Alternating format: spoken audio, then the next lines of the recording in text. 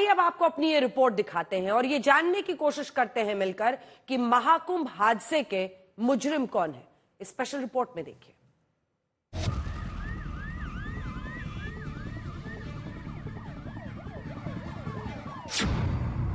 यही है बदइंतजामी के जिम्मेदार चेहरे। वैभव कृष्णा बोल रहा हूँ, डीआईजी महाकुंभ।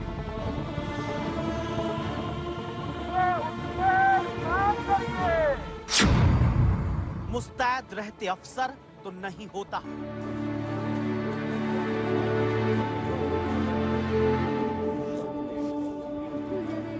इन आंसुओं का हिसाब कौन देगा? जिम्मेदारों की घोर अंधेरगर्दी से लोगों की जिंदगी में छाए इस अंधेरे का कलंक कैसे धुलेगा? आखिर कब तक जिम्मेदारों का नकारापन आम लोगों की यूं बलि लेता रहेगा? सवाल बड़ा है, क्योंकि महाकुंभ में शानदार व्यवस्था का दम भरने वाले जिम्मेदारों के कागजी दावे ताश के पत्तों की तरह धराशायी हो गए। आस्था की सबसे बड़ी डुबकी का मौका आया तो लोगों को भगवान के भरोसे छोड़ दिया गया। अगर व्यवस्था चाक चौबंद थी, 10 करोड़ से ज्यादा श्रद्धालुओं के क्राउड मैनेजमेंट की पूरी तैयारी थी, तो हादसा कैसे हो गया? अब इसका जवाब इन जिम्मेदारों को देना है। नाम है भानु भास्कर, एडीजी। नाम है विजय विश्वास पंत, मंडलायुक्त प्रयागराज। नाम है विजय किरण आनंद, मेला अधिकारी। नाम है वैभव कृष्ण, डीआईजी महाकुंभ। नाम है राजेश द्विवेदी, एसएसपी महाकुंभ। इन्हीं के कंधों पर महाकुंभ की तैयारियों की पूरी जिम्मेदारी मुख्यमंत्री योगी आदित्यनाथ ने सौंपी। हादसे के पहले तक यही अफसर बार बार पुख्ता इंतजामों का दावा करते थे, लेकिन हादसे के बाद अपनी नाकामी पर पर्दा डालने के खेल में जुट गए।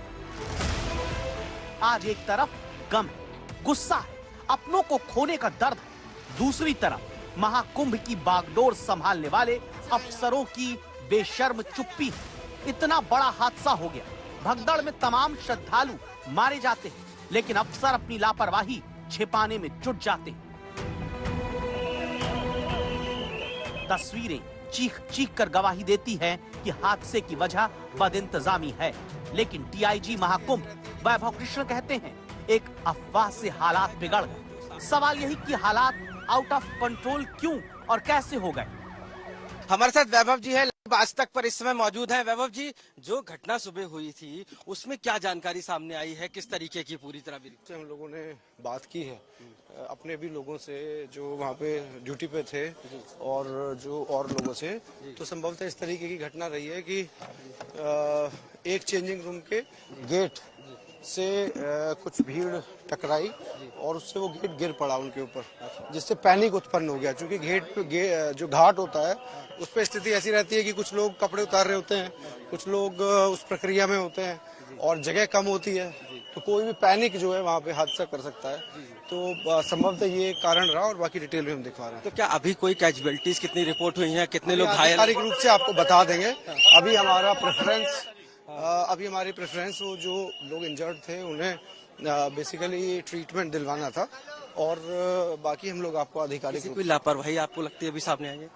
अब देखिए, इतना बड़ा व्यवस्था है, 10 करोड़ का भीड़ नियंत्रण। हादसे के बाद जिम्मेदारों ने अपनी नाकामी को दूध में पड़ी मक्खी की तरह निकाल दिया। फिल्मी सीन की तरह शूट किए गए वीडियो को जारी किया गया, ये दिखाने की भरसक कोशिश की कि इन्होंने अपनी जिम्मेदारी पूरी निष्ठा से निभाई। ये तो श्रद्धालुओं का कसूर है कि इतना बड़ा हादसा हो गया। कंट्रोल रूम में बैठे डीआईजी वैभव कृष्ण का ये वीडियो देखिए। कंट्रोल रूम में बैठे बैठे अनाउंसमेंट करते हैं, बाकायदा साहब का वीडियो बनता है, मानो इन्हें पहले से पता था कि इस वीडियो की जरूरत आगे पड़ सकती है। इसी वीडियो के बहाने बदइंतजामी का ठीकरा महाकुंभ में पहुंचे श्रद्धालुओं पर पोड़ा जा सकता है। मौनी अमावस्या पर्व की बहुत बहुत शुभकामनाएं। आप सभी को ये बताना है कि मौनी अमावस्या के स्नान का मुहूर्त 7:37 से शुरू हो रहा है। इसमें केवल 10 मिनट अब बचे हैं। आप सभी लोग अपने अपने स्थान से उठ के गंगा घाटों पे प्रस्थान करें और स्नान करके जल्दी जल्दी स्नान करके अपने अपने गंतव्यों को प्रस्थान करें। आप अच्छे तरीके से जानते हैं करोड़ों की संख्या में दर्शनार्थी आए हुए हैं, स्नानार्थी आए हुए हैं जो कि मां गंगा मैया का स्नान करेंगे। आप लोगों को जल्दी जल्दी स्नान करके उन्हें भी सकुशल स्नान का मौका देना चाहिए।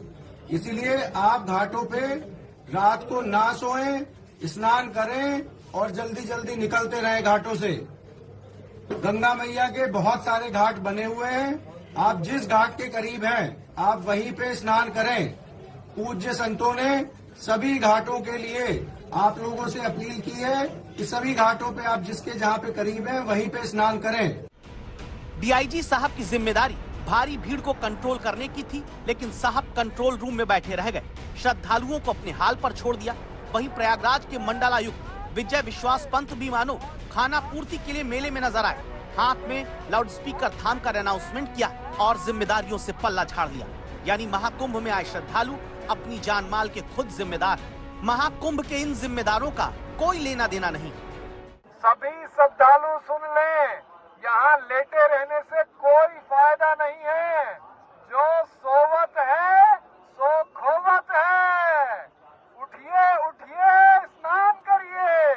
और ये आपके सुरक्षित रहने के लिए बहुत आएंगे और भगदड़ मचने की संभावना है।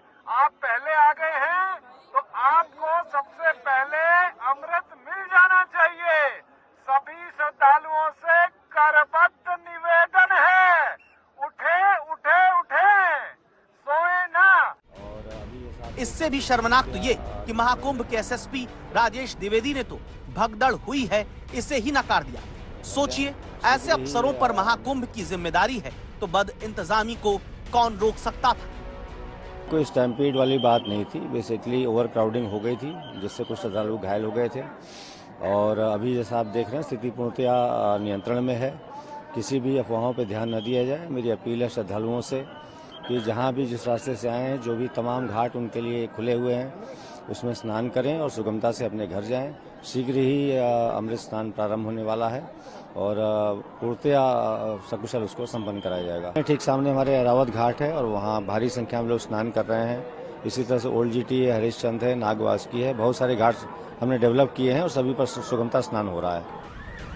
हकीकत यही है कि मौनी अमावस्या के मौके पर क्राउड मैनेजमेंट का पूरा सिस्टम फेल हो गया, जबकि एडीजी भानु भास्कर के कंधों पर क्राउड मैनेजमेंट की पूरी रणनीति तैयार करने का जिम्मा था।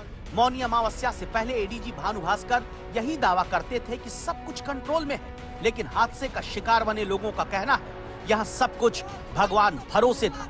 पुलिस प्रशासन की व्यवस्था का नामो निशान नहीं था। मतलब यही है कि जो जिम्मेदार थे वही भगदड़ के कसूरवार हैं।